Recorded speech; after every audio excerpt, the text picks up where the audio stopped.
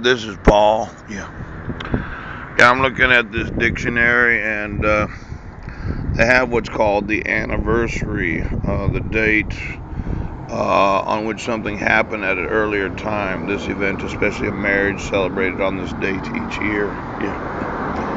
And then they have what's called anonymous. Unknown, without a name, not identified or credited, of unknown origin or authorship, anonymity, and anonymously. Well, when I saw that anniversary, I thought, what anniversary is it? July 9th of 2017. Oop. Oh my gosh. I had such a good breakfast this morning. Wasn't it on July 8th of 2011 that you issued a protection order without due process? 6 years that the laws of the United States have not been enforced because I wasn't a resident of Washington State on July 8th. Hang on just a second. Now let me see here. Okay. Oh, this is the instruction form. Now this was in June 2010. That would be over 7 years ago that they made these instructions for how to fill out a protection order. This is the protection order. If signed by the judge, this order will tell the respondent which restraint steps expiration date. Right. Page 104. Okay.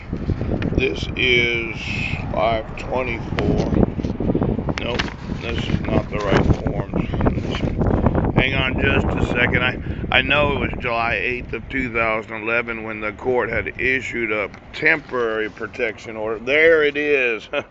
It's been over 6 years since July 8th of 2011 when the court decided to issue a temporary protection order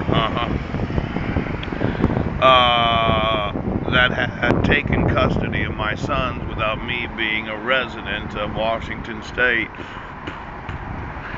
Now, when I had emailed law enforcement that the Violence Against Women's Act says that you have to protect the due process rights of the respondent, and I had said that, there's nowhere in here that any notice or opportunity to be heard was actually given to me. In fact, if you look at this declaration, the first sheriff's return of service was on 6/28 of 2012. Yes. Now, for almost a whole year, how many court hearings? One, let's see, there's a temporary order. There's two, there's one motion hearing, two motion hearings, three motion hearings, four motion hearings. Oh, it must have been the fifth motion hearing was a sheriff's return of service. Now, when you have, 5 hearings without any proof of service, it's obvious that in 2011 the protection order that was issued violated my constitutional right to due process. Now, I've emailed the nation's architects about what we're going to do. A lot of sheriff's departments, they said, well, you can sue us for not enforcing the laws of the United States, and we really don't have that much money. But I said, well, that's okay. I'm going to sue you for having to install all of my innovations on every state building, every county building, every city building, and every federal building, all the solar, water technology, hot roof technology, and all the other innovations, and then I'm going to get all the money from all the electricity that's going to produce. Now, when you as a sheriff's department just don't think you can afford the lawsuit, what I had decided was I would actually sue every sheriff in every county. I'd make them pay for the installation of my innovations, and then I'd get the hundreds of billions of dollars in electricity that I'm going to sell to those that are consumers.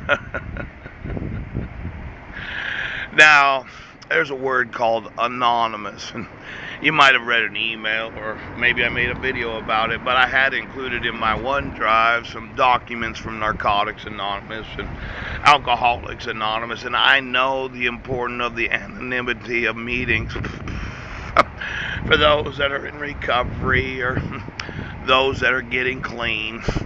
Seemed to me that the surveillance technology of sheriff's departments and police departments and the FBI, the DEA, and the ATF, and all of those in the federal government that just had to be on any person in any anonymous meeting. I informed the NA, Narcotics Anonymous, and the Alcoholics Anonymous, they really aren't involved.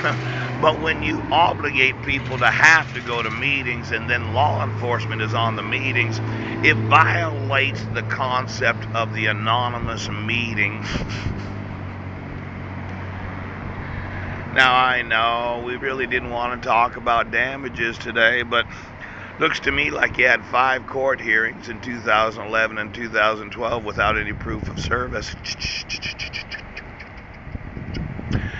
Looks to me like I've emailed hundreds of thousands of emails.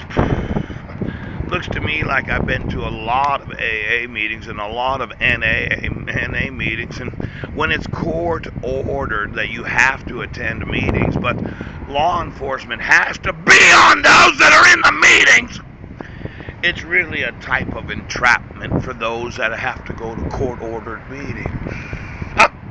Now, when the judiciary uses Alcoholics Anonymous and Narcotics Anonymous as a type of treatment for those that have alcoholism or narcotics issues, it could be that the use of what is really charitable meetings for those that have the disease of alcoholism is an abuse of every judiciary in the United States.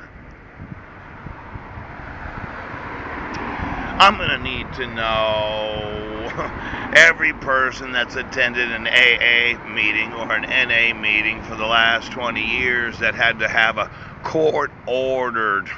The judiciary said you have to go to meetings and you have to work on your recovery. And then I'm going to want to know every sheriff's department and all the police departments that had to be on those that had to go to court-ordered meetings because you violated the anonymity of the AA and the NA. I'm going to take the tops of every city, county, state, and federal building, and you're going to pay to install my innovations so I get my trillions in damages.